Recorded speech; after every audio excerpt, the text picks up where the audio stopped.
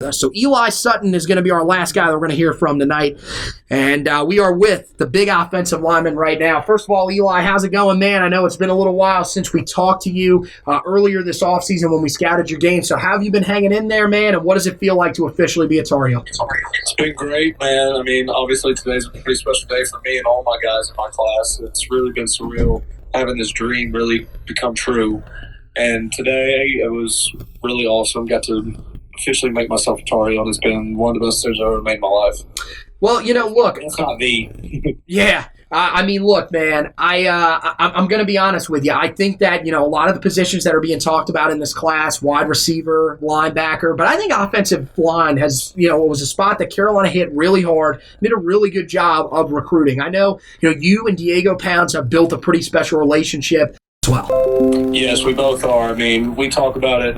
I mean, it's really funny to think, honestly. We first met on a Duke visit, and then we instantly clicked, and it was one of these things that we always kept in constant contact. And when as soon as we really started pursuing Diego, I was like, we talked about this at Duke. We're going to be the two next bookend tackles. It'd be great. And so all that mindset is going to carry over to when we officially get on campus together, and really we push each other and we strive each other to be the best football player and young men we could be. Well, man, I know you had to have seen that Miami game, and you see the guys that even with Javonte Williams and Michael Carter leaving are in that backfield. There's a lot of talent there in that backfield. You've got, you know, really great quarterback, probably, you know, a guy that will be in the Ring of Honor in Sam Howell, and then, of course, some really talented guys coming in after that. You know, you look at the guys that you're going to be protecting and opening holes for over the next couple of years. What does it feel like to have that type of offensive talent behind you that is going to make your job even easier?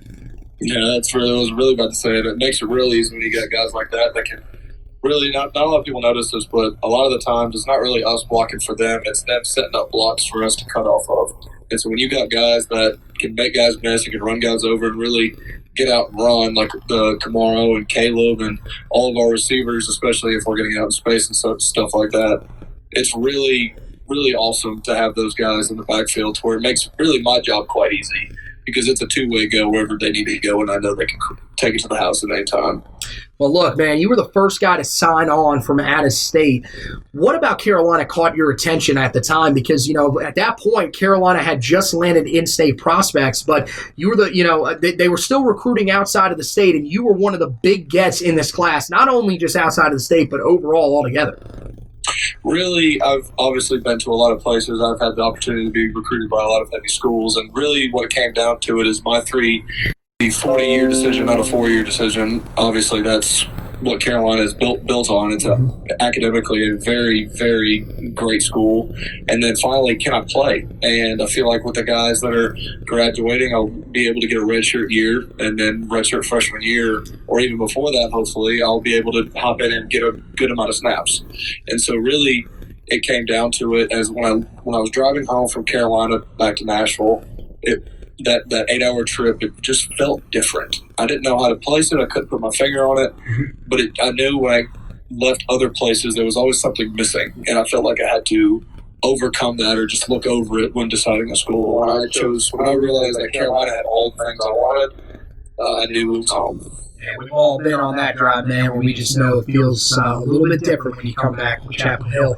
You know, another thing that was a little bit different was this recruiting cycle. You know, you guys were probably leaned on a little more heavier this time than any other, you know, prior commits in terms of, you know, look, the coaching staff could, you know, talk to guys at times, but they couldn't have guys on campus. They were limited with the phone calls that they could have. So did you feel like when you signed on, when everything went down with COVID-19, that it was on you guys that were already committed in the class to step up a little bit and try to help the staff to be able to recruit guys to the class?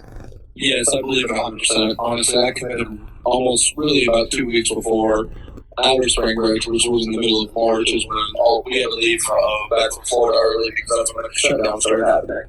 So honestly, I felt like obviously having guys that can peer recruit is important in normal classes. But especially nowadays, and then this whole quarantine period and getting all the guys that hop on board, it was really about the relationships you could build, because this Tar Heel class that's coming in, I can't speak for other ones beforehand, but I definitely feel like we're the closest that's ever come through this place. And it was definitely due, in fact, that we were able to self-recruit incredibly well with all the guys we have and the bond that we built through that. Hey, J.J. Jones says you guys got the strongest bond of any class in the entire nation right now. So, yeah, I feel you. I feel you on that one for sure. The last thing that I'll ask you before we get you out of here, this was definitely a difficult time, focusing on COVID-19 and everything like that. Do you think that kind of brought you guys a little bit closer together? I know that you couldn't go to games like normal, but I feel like, having, a tight-knit group of guys, and, this was also a group that came together, pretty quickly early on, so you had a good amount of commits already in the class when COVID-19 hit. Did that really help you guys, through the difficult time to be able to talk to guys that were going through, some similar stuff that you were at the time? Yes, 1,000%. Honestly, a lot of the guys around where they go to school, or I go to school, not a lot of people know what going through this recruiting process is like and what happens on. Well, it's great with all the glamour, all the pictures, all the mail, and all that, but nobody really understands what it takes to get there and what it really happens while you're going through. And it's really a tough game. And having those guys around you that know the exact same thing, and then when you add on top of that COVID-19, it's what really brought this class really a special bond. Yeah, it's definitely something to witness, man. You see it on social media.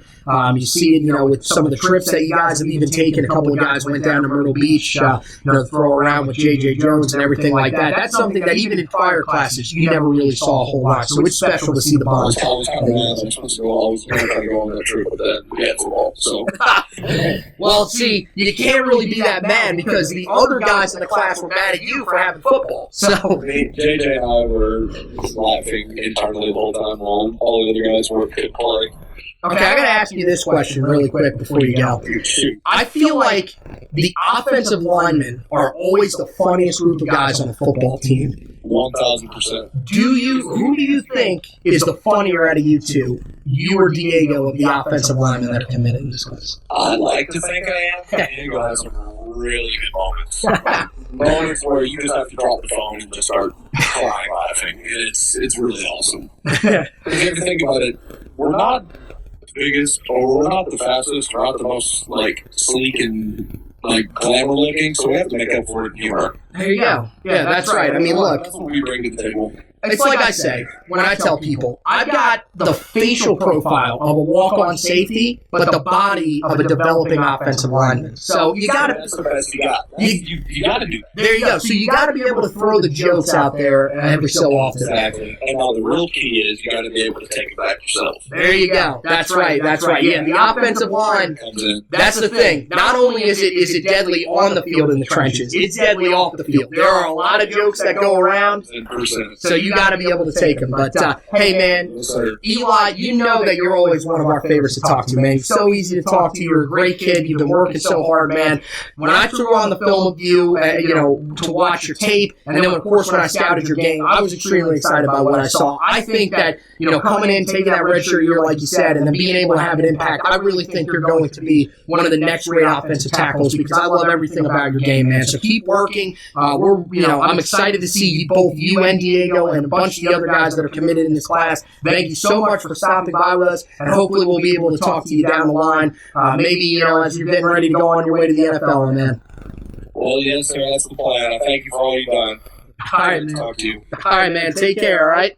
All right. See you. Bye.